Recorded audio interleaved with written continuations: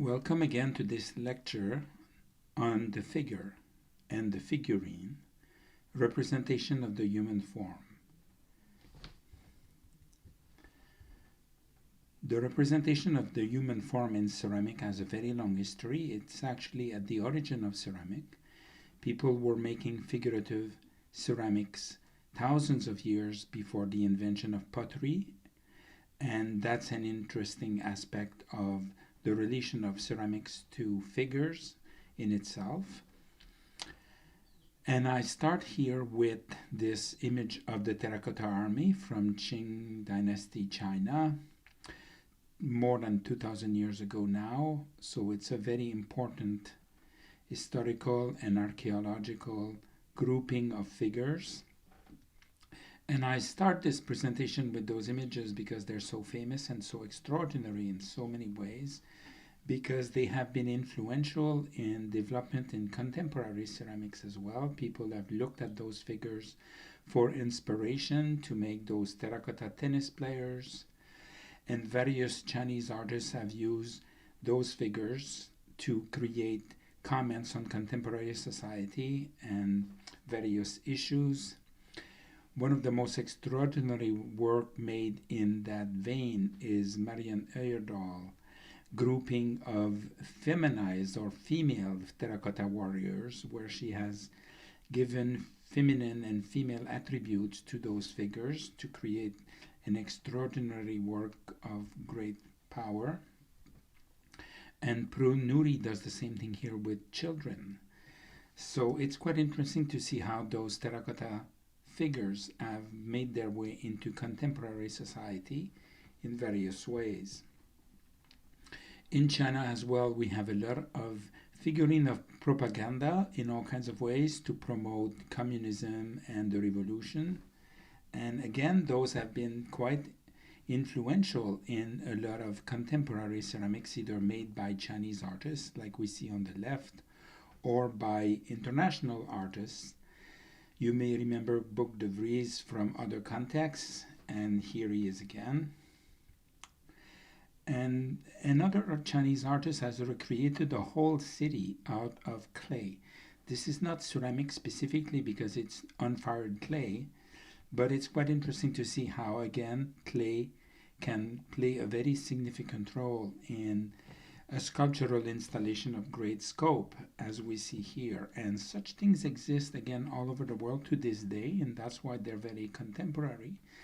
And in India, for various festivals, clay sculptures are made over straw and wood structures, painted, and then they're walked through cities, and sometimes they're set on fire and or dropped into rivers at the end, so they're destroyed on a ritual basis yearly.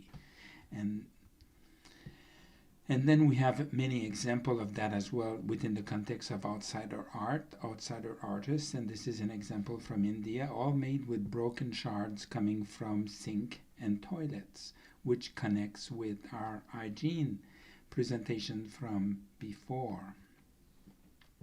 So body parts are also a very interesting aspect of this presentation. You know, you don't need the whole body to signify the presence of human. A hand, a toe, a foot is enough to signify human behavior, human relationship, and the presence of humanity in various contexts. And this goes back in time, very far back, as we see when this wonderful vessel from Iran from 2000 BC, and again Marek Cechula introducing fragments of bodies into his work to speak of communication, exchange, conversation, human relation, and all kinds of psychological issues that are embedded specifically in the use of human representation in any art form, including ceramics.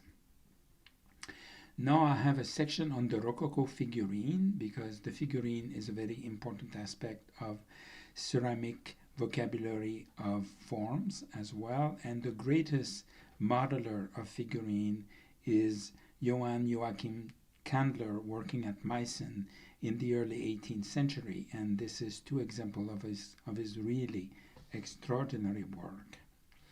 Another modeler of great repute is Anton Bustelli, who was working at Nymphenburg more or less at the same time as Candler, and you can see that he approaches form and movement in a very different way than Candler did. And at Ladro in Portugal, the porcelain factory Ladro, they have redecorated Bustelli figurines in the recent past with design coming from the world of fashion, which is in itself interesting, that how those figurines and Bustelli figurines and specifically Ladro figurines have been redecorated with patterns, here the dazzle pattern. And we have example of that with the Miss Lanvin collection here, where the collection has been reinterpreted within the context of porcelain figurines. So many artists are using the figurine in very exciting ways, or sometimes in a sculptural way, as we see on the left in the work of Imre Schrammel from Hungary, and then on the right, versions that he made to be edited in small quantities by the Ehren porcelain factory, also in Hungary. So there is a very interesting relationship that happens between makers and factories in the context of the figurine, and we have a great example of that here with Walt Disney Studio figurines made at Capodimonte in Italy, near Naples. So figurines are quite interesting. I discussed their genealogy and what they are about in the written essay, but Martin Klimas made photograph of figurines breaking. He just drops them, and at the moment of impact, as they break and blow up, he takes a photograph of it. And that's quite interesting, the way the figurine in porcelain, with its fragility and all of its connotations, most of them psychological, find their way into photography. And the same thing happens in virtual reality with digital prints made completely virtually, but using the language of ceramic at the level of surface, at the level of patterns and decoration, at the level of the references to the material, and of course introducing not only dishes and plates, but also figurative element as fragments. And Wim Delvoye, whose work we have seen quite a few times in many of those presentations, here making again a twisted figure that he has morphed digitally with a 3D modeling software, and then printed a model of it from which a mold was made, and now they are being produced in porcelain from his twisted figure. And the very, very famous Jeff Koons, Michael Jackson and Bubbles, probably the largest figurine ever made and the most expensive ceramic objects ever sold on the marketplace. And I again discussed this subject further in the reading assignment for this class. So people use references coming from painting, coming from various contexts. There has been an explosion of the use of the figurine in contemporary ceramic right now, and I call that a phenomenon, and this is what we will be investigating now. So again, China Girl in Walt Disney Oz can be purchased as a figurine out of porcelain. They make versions out of plastic as well, of course. And Anna G, working with her wonderful fashion victim from 2000, or a birthing scene. So analyzing all kinds of contexts of contemporary society, whether it be fashion or becoming a mother. Again, more fashion victims by Anna G. I'll be showing you a lot of material in this presentation. I cannot really analyze all of it, but it's quite interesting to see how Anna G has investigated the small scale of the figure within the context of the figurine in all kinds of very exciting ways in her practice. And many other makers have done the same. And again, this is a phenomenon that would not have existed just 20, 30 years ago at most. Nobody was making figurines. And in the last 20 years or so, there has been an explosion of figurine work in ceramics happening all over the world. It's quite amazing. And one of aspect of that figurine phenomenon is what I call reconfigurines, where figurines are presented in a way that is expanding on the familiarity and the innocence that it usually portrays. Figurines tend to be cutesy, more or less kitsch things, and by introducing contemporary issues like bullying or eating hamburgers or war, issues of war, issues of identity around gender are quite common, and even very important avant-garde artists like Mona Atoum have revisited the figurine in ceramics recently, and making references to famous people like Charles Darwin, the grandson of Josiah Wedgwood, the famous potter and industrialist, and Adam and Eve. So the figurine is a very interesting form of art, really. It's really very specific and distinctive. It is unique, and in many ways unique to ceramics. And I believe this is why so many ceramic artists are revisiting the figurine, because of its great potency to speak of all those issues I have mentioned so far, and what happens where fragments of objects are recomposed to create figurine and figurative works. And then we also have a category that could be called disfigurines. And one of the great masters of that is Justin Novak, who made a whole series of disfigurines where the figures are cut and earthing themselves and engage in, troublesome relationships. And here, illustrating three-dimensionally the famous photograph coming from the Abu Ghraib prison in Iraq. And in Canada, again, from Toronto, Shari Boyle has been the great master of the disfigurine, and challenging our relationship to those figures to speak of all kinds of issues around body image and the oppression of various systems, popular culture and dream-like and surreal environment. And many others are following in those steps.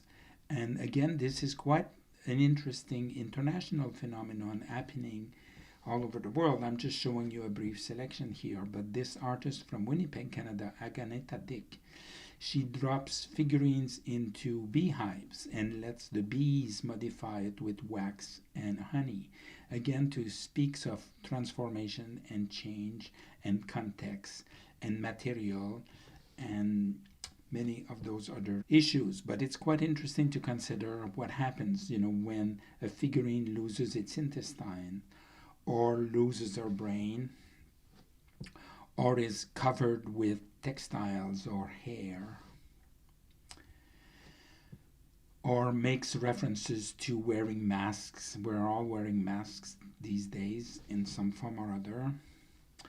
And, the context of the figurine, not just because of its small format, but its relation to its environment and to the history of art, the history of sculpture, the history of ceramics itself, are all very fertile ground for very interesting investigations where hybrids can be created between animals and humans.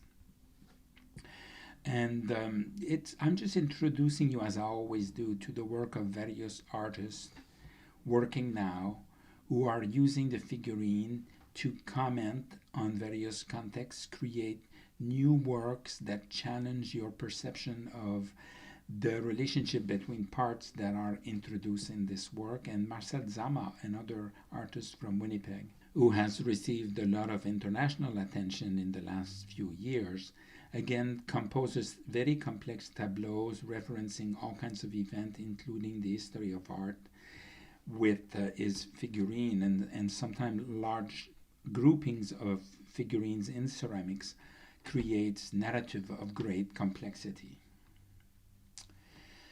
So the language of the figurine is quite specific. The way the objects are inserted within a base, which is in itself quite ornate and rococo and decorative. are all aspects that I will discuss in this presentation, but issues of identity, of relationship, and are quite popular and quite common right now. And cultural origin, whether you're from Russia or from China or from another part of the world, all kinds of issues around weird contexts for things to happen. The whole domestic nature of the figurine. And pottery and vessels of all kinds are very domestic intrinsically, but the figurine is also a very domestic object. It's for the home, it's for the house, it's stuck on a shelf, it's put in a cabinet. But at the same time, it carries a tremendous amount of potency in terms of the connotation that it can generate. And within popular culture right now, a lot of that work is being made. Now, I'm making a distinction in this talk between sculpture and ceramic specifically. And what's one interesting aspect of that difference is the difference again between the base, which is specific to the figurine, and the plinth, which is specific to sculpture in many ways. So one could say that on the left we have an example of the plinth, where you have a form to raise a figure and create a distinction between the figure and the world and the environment in which it sits, while the base is in a much more intimate relation with the figure. The figure is in continuity with the base, and the base is in continuity with the world in a way. The plinth acts as a frame, as a separating device, while the base acts as a continuity device. And people have been exploring those differences between the base and the plinth in various ways. And again, I'm showing you a variety of examples of that. And you can see here by the strategic use of color how the figurine extends into the base, and then the base extends into the environment and creates this fluid connection between the figure and the space in which it is. And again, a few great figurine makers working within the context of the base to make you aware on how the figurine operates and how ceramics operates differently from sculpture, not just at the level of scale and size, but the way it engages with its environment and connects with it in very intimate ways. And all kinds of strategies have been used by many makers to explore whether they do it intuitively or intellectually, knowingly. I am analyzing their work in this way because I think it's important to assess and analyze the specific contributions ceramics made to the vocabulary of art and the experience of art. And an example of that is in the queer figurine, which has been quite popular in the recent past because of issues of identity and sexual orientation have been at the forefront of a lot of art making and art experiences, and many artists are exploring that relationship here with Alien, in the case of Kevin Stafford and other artists from Winnipeg. And artists from all over the world. This artist is British, I believe. By reinserting figurine in the context of the museum, the meaning and signification of how those objects are perceived and experienced shifts and changes quite dramatically. And speaking of a seduction and becoming aware of one's attractions, and the figurine is an ideal place for those kinds of questioning and expression to happen because of its innocent, domestic, familiar, sort of unrecognized power and potency. And when it happens within the context of ceramics, which also carries those connotations to a large degree, the conflation of the figurine with ceramics and the ambiguity of their position within the art context adds to the power of that conflation, in my opinion. And in Canada, working in the 1970s, in Calgary, Patrick Hearst made wonderful figurine work, Monument to Johnny West, Bobby Orr float. Bobby Orr was a very famous hockey player at the time, and of course Johnny West is a plastic figurine, a toy for kids to play with that he recontextualizes in art, a reference to the De La Robbia on the left, and Bobby Orr recuperating from an injury. So there is often a lot of humor in those works, and but also very disturbing subject matter, like more disfigurines, as we will see here. And again, it's interesting how all those things come together to create work of great freshness, great newness, great currency that speaks of today, the world in which we live, with violence, with war, with pollution, with ecological destruction. And when those very heavy issues are explored within the context of the figurine, something very exciting happens in the contradiction that is implied by those things. And again, all over the world, I'm just showing you a brief selection of possibilities.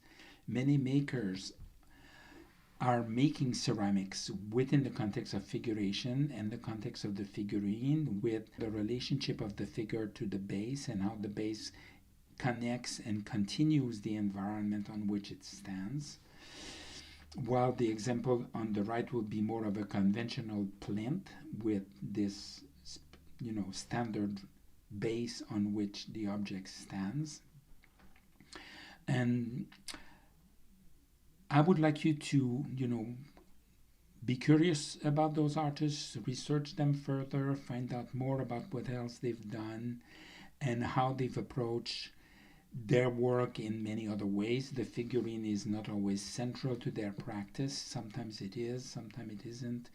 How accumulation and appropriation and using existing material that are recontextualized into, through accumulation, like I've explained before, and how all kinds of wonderful relationship between humans can be expressed within that very extraordinary context of the figurine. Now I have a section on artists and sculptural figurative ceramics, which is quite a different thing. And I will try to explain here quite briefly that there is a specific difference between sculpture and ceramic, that they are fundamentally different ways of thinking, and they're different at the level of making, at the level of their experience, and at the level of the context in which they exist. So at the level of making, most sculpture is generated by mass, by a reductive or an additive system which creates a massive form, while ceramics is usually generated at the level of making as a volume that is expanded from the inside out, where the interior is hollow, and it creates a very specific type of form that are quite different from massive forms we find in sculpture.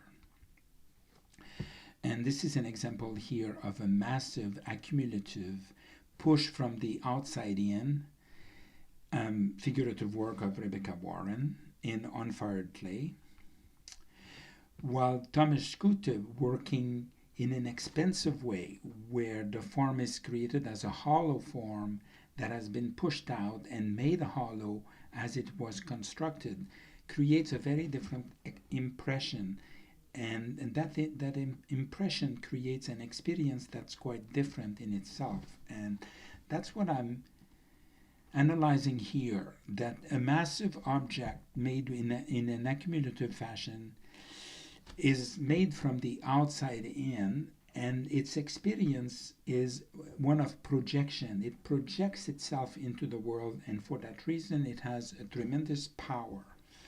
While an object made by making in an expensive way condenses the experience. So there is a reversal of direction here. One projects into the world, and the other brings the world inside.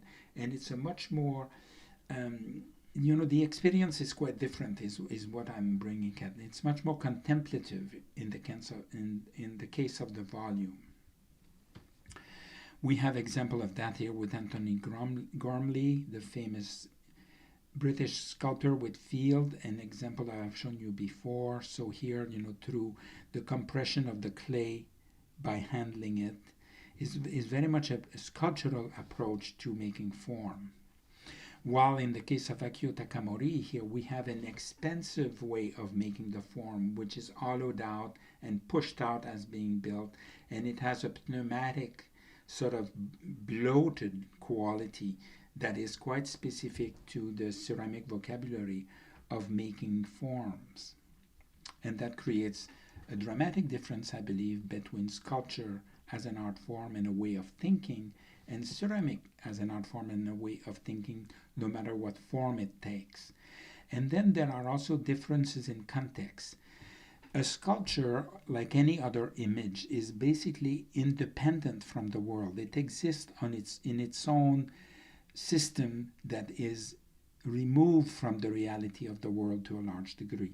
While figurines and objects in ceramics or in other material are permeable with the world. They're not independent from it. They exist in the world. They act in the world. They make sense of the world in a way that is quite different from the meaning generated by images and sculptures. And that difference is quite significant, and I wanted you to become aware of it to a larger degree. Again, example by Anthony Gormley of sculptural work, sometimes combining aspect of mass and aspect of volume. There is a lot of hybridity, and I'm not creating distinctions here that create separation. I'm creating distinctions to make you aware of differences between how something is made, how something is experienced, and how the context in which it operates affects those experiences as well. And we have great example of that here in the wonderful work of Michael Lucero. And then there is the category of terracotta figurative sculpture, which is in itself specific, because I've mentioned many times before the relationship between form and surface that is so specific to ceramics in many ways. And again, with Anthony Gormley, with his field as it was being made in Mexico, and then how it can be presented in all kinds of ways. And the fact that those objects, which are fired, which gives them a ceramic quality at the level of material, if not so much at the level of the experience they generate, because they are massive things and not hollow things. But how they don't have a specific added surface, an extra layer of glazing, of decoration, of another surface more or less independent of the form that adds another layer of meaning on its own. And Giuseppe Pennone, with his wonderful breath work, where standing in a room, he had assistant pile clay against his body to take an impression of his body in space. And at the end of this massive accumulation, he bit into the clay with his mouth to take an impression of the interior of his mouth, so that what we are looking at is his breath, the air coming out of his body in a way. And then this old mass was hollowed out, so in 3 parts, so that it could be fired in a kiln and given permanency of ceramics. So it's work that uses aspect of sculpture at the level of mass, an aspect of ceramic at the level of hollowness, and also the imagery used and the material itself, which has been ceramicized.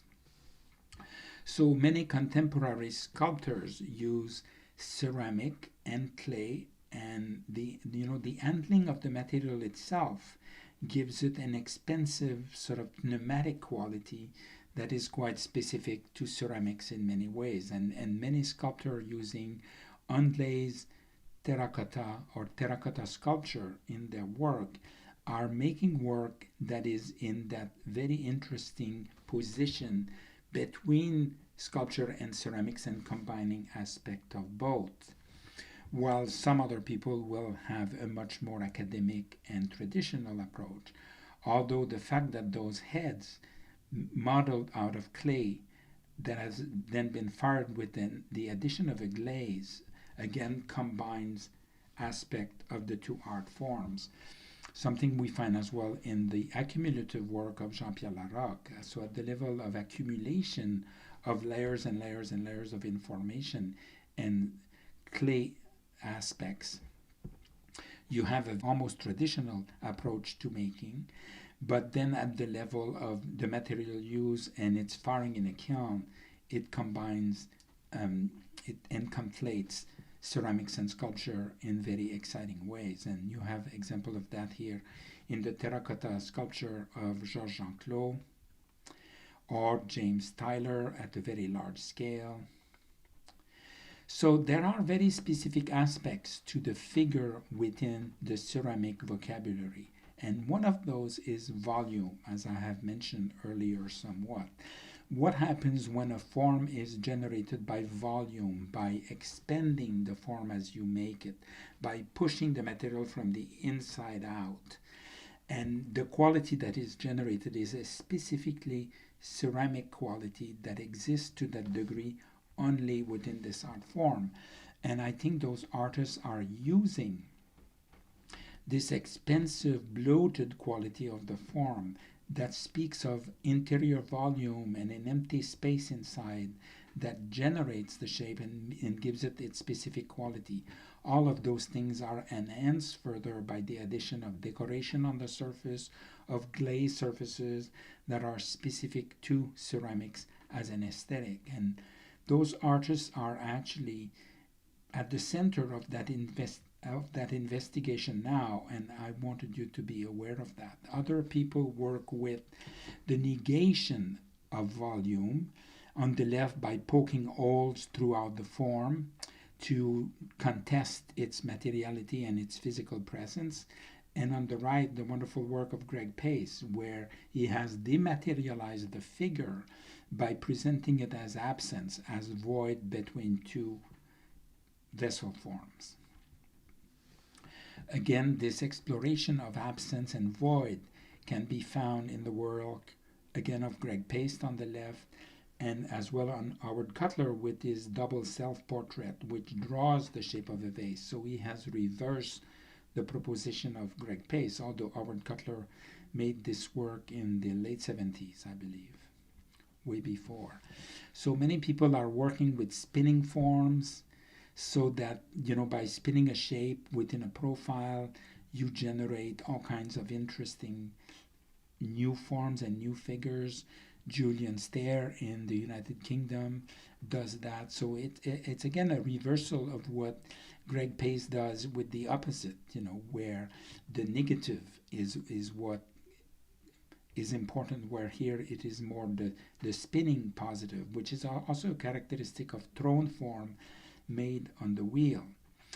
So Julian Stair, a very important potter and ceramic artist working in England, again here making references to mummies and coffins and sort of funerary context in his work.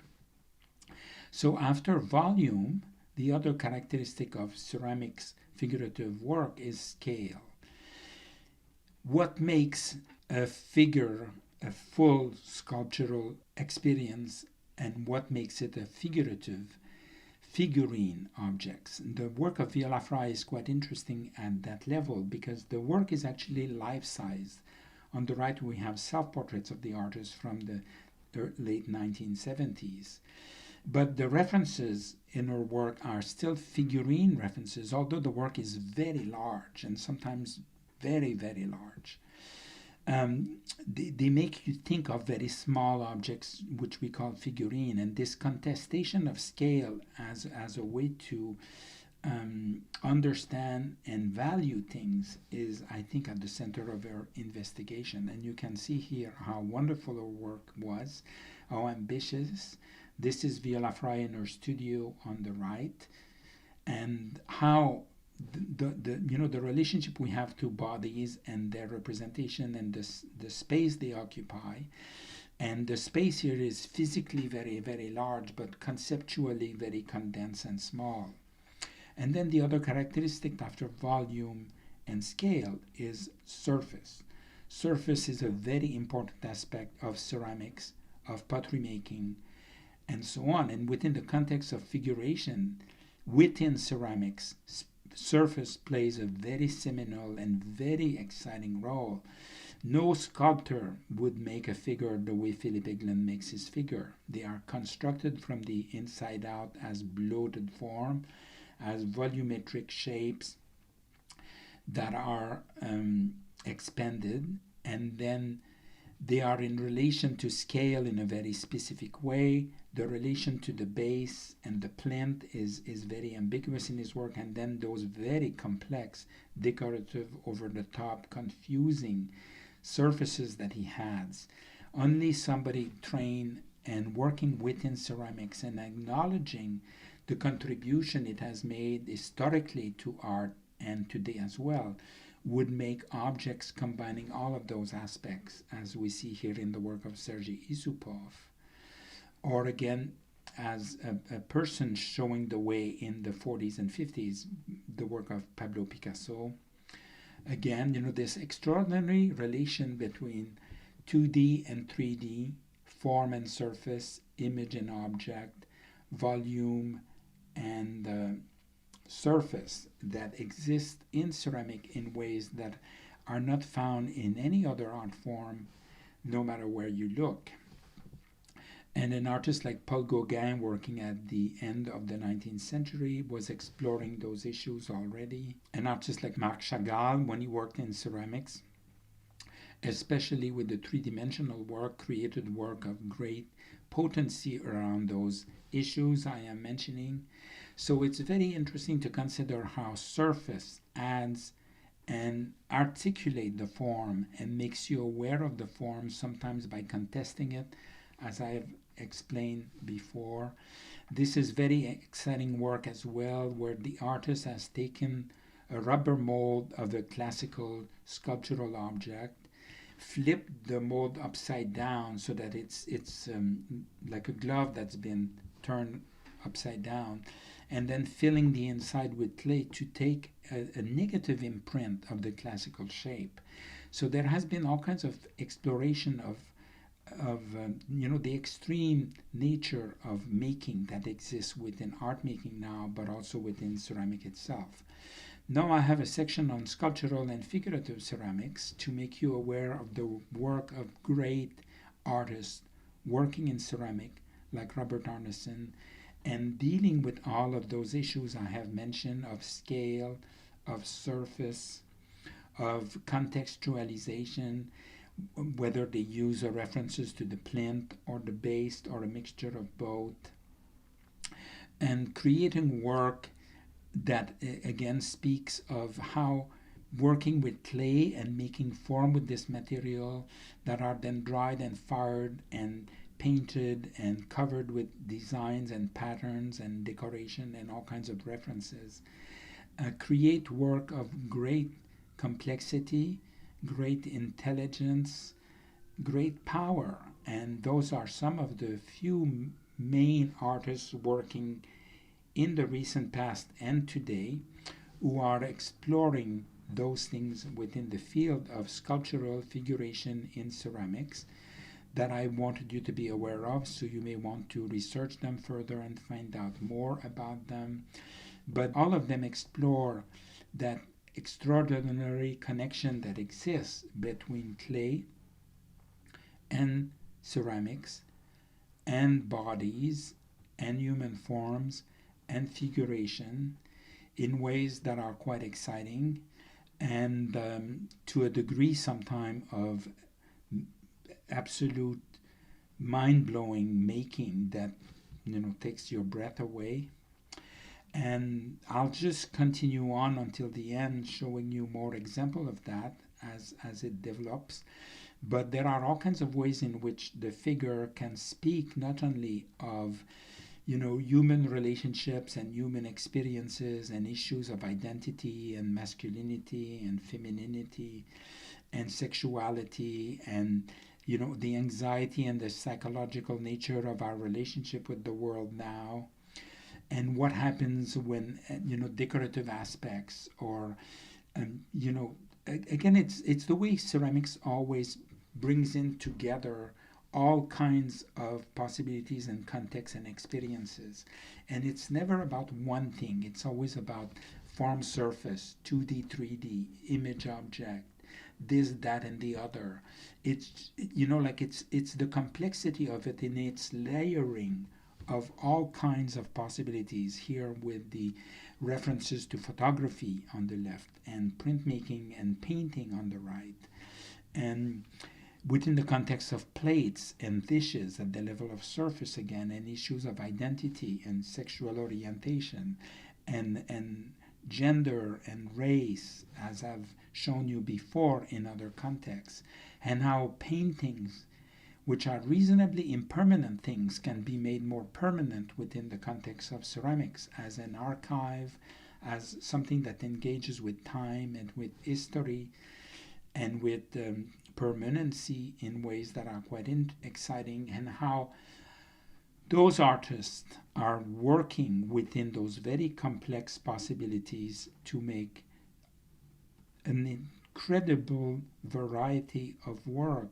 of great invention, speaking of the world in which they come, on the environment in which they work, of who they are as human beings, and how all those things can be explored within the context of ceramics in ways that are not possible in any other context, that would not exist to that degree of richness and complexity and maybe even confusion or ambiguity in any other art form, because ceramics also conveys a lot of those characteristics.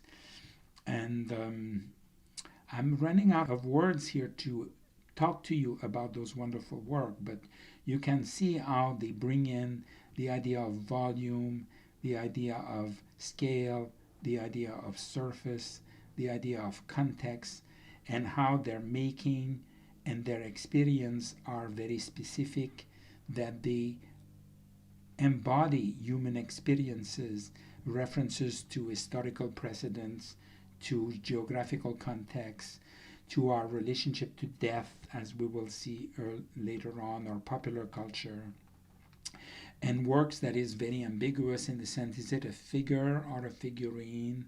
Hard to tell sometimes.